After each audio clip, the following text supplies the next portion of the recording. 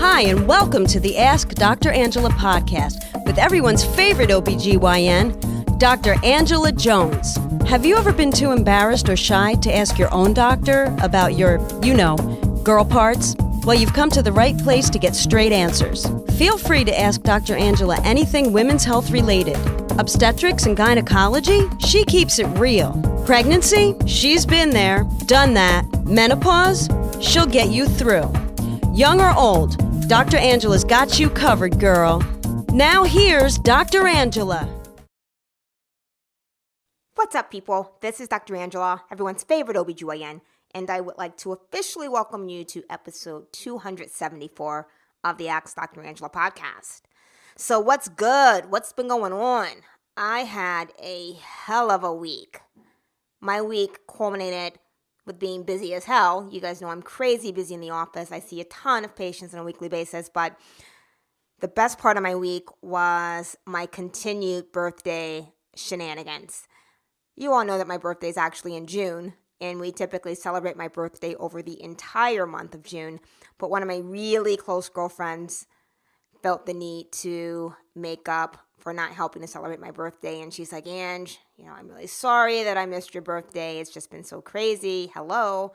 I understand being crazy. We're both working moms. We both have kids, etc. It was not a big deal to me. I understand there's still love no matter what. But she says to me, I think I know how to make up for missing your birthday. And so, of course, I'm like, I am all ears. She said, we are going to celebrate your birthday. We're going to see Jay-Z and Queen Bee herself. Beyonce! Let me just tell you, Queen Bee. It was actually my second time seeing her, but I'd never seen Jay-Z. And the show was phenomenal. Even though there was a rain delay, they performed for like 2.5 hours. I mean, she looked amazing. Jay-Z actually had more wardrobe changes than Beyonce. I'm actually convinced that the rain delay was probably because of him. He, being the diva that he is, probably didn't want to get wet. I will also say that as much as we love Beyonce, Jay-Z was pretty flipping fantastic. It was my first time again seeing him, and he was no less than amazing. So this is really funny. I left work early. I altered my hours. I actually went in and started seeing patients at 7 a.m. on Thursday, and I got out of the office at about 3. Ran home, got the kiddos situated, got on the train, which was amazing. There's nothing like riding the train. And of course, everyone on the train was going to the concert. And so there were lots of festivities, fashion. The fashion, I just can't even put it into words. There was some of everything to be seen. But once we got to the concert, it was amazing. Took a car back home, and I showed up to work looking like the previous day. I mean, literally, I looked like yesterday. It was a good thing that I had all new staff in the office on Friday, because if I had had the staff from Thursday, they would have seen that I clearly had on the same outfit, which is pretty funny. But anyway, let's jump right into today's topic, which is on postpartum blues. I was seeing a patient in the office, imagine that, and she says to me, Dr. Angela, I love your blog posts, your podcast. I follow you on social media, but nobody ever talks about women crying after they deliver babies. Everybody's just focusing on the vagina. I tore my vagina. They had to repair my vagina hurts, blah, blah, blah. But nobody ever talks about how you cry and you're sad post-delivery. No one ever talks about postpartum blues. And I was like, you're right. Because like 80%, that's what the literature quotes. About 80% of women will suffer from postpartum blues. And you know what postpartum blues is. It's, you're feeling very emotionally labile. You are feeling sad. You're weepy all the time. Your emotions are all over the place. And these things can last for usually 1 to 2 weeks. I mean, the really interesting thing about all this, and I always tell moms, it's okay to feel how you feel. I mean, everyone is, thinks you're supposed to be so happy after you give birth. First of all, pregnancy is flipping hard. So you've already gotten through that. And then labor is no joke.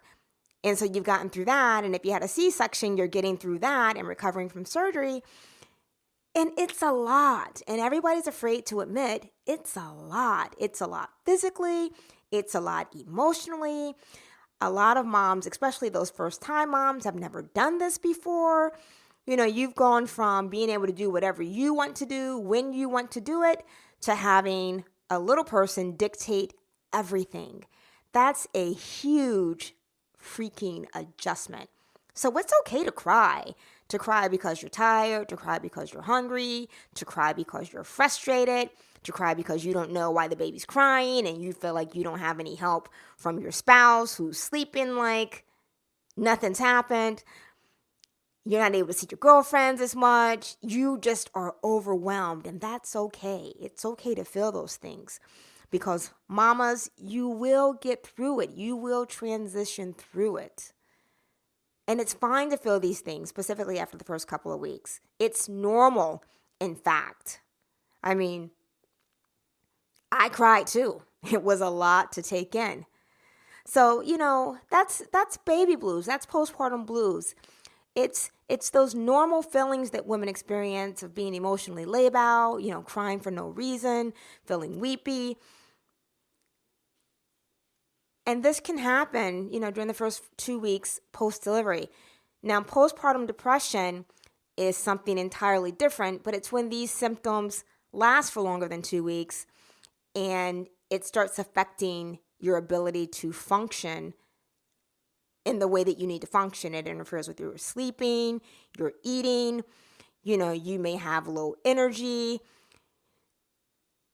Those are predominantly the biggest things. You may feel sad. You may sometimes have feelings of wanting to harm yourself. You feel guilty. You don't have the same interest in the things that you used to be interested in. You may not even have any interest in baby.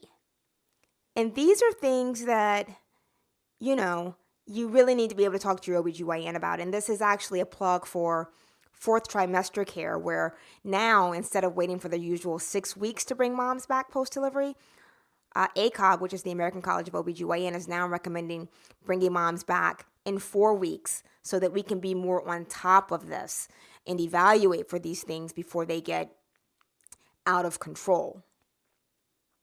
So I hope that answers your question. And to my patient that brought that to my attention, and you know who you are, thank you so much for, the feedback, and, thank all of you for all the feedback that you're constantly giving me, whether it's via email, whether it's via shout outs on social media.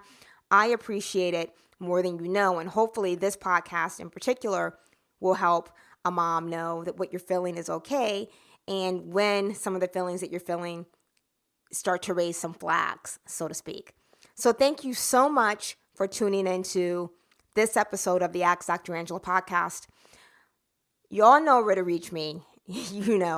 I'm all over social media. You can visit me on my website, askdrangela.com. That's AskDrangela.com. If you go there, you have access to all of my social media outlets. That's Instagram, that's Facebook, that's Twitter. You can either directly email me your question or you can direct message them to me. I'm all over it, and we are getting messages worldwide. In closing, I'm going to leave you with one of my favorite quotes from Life's Little Instruction Book. That's that little red book that sits on my office desk. And lesson number 246 says, wave at children on school buses. I wave at kids on school buses all the time, not only because it makes me happy, but I like that they wave back, and it seems to make them happy as well. Again, thank you so much for tuning in. Until next time, look better, feel better, be better. I cannot wait to reconnect with you on episode 275 of the Ask Dr. Angela podcast. Thank you for listening to the Ask Dr. Angela podcast. For more information on women's health and the show notes for this episode, please visit Dr. Angela at www.askdrangela.com. While you're there, don't forget to leave your own message for Dr. Angela. See you soon! All of the information provided and discussed in this podcast is for educational and informational purposes only and should not take the place of consulting a physician. This podcast is not intended to diagnose, treat, or cure any disease or illness and does not and should not replace treatment from a medical professional.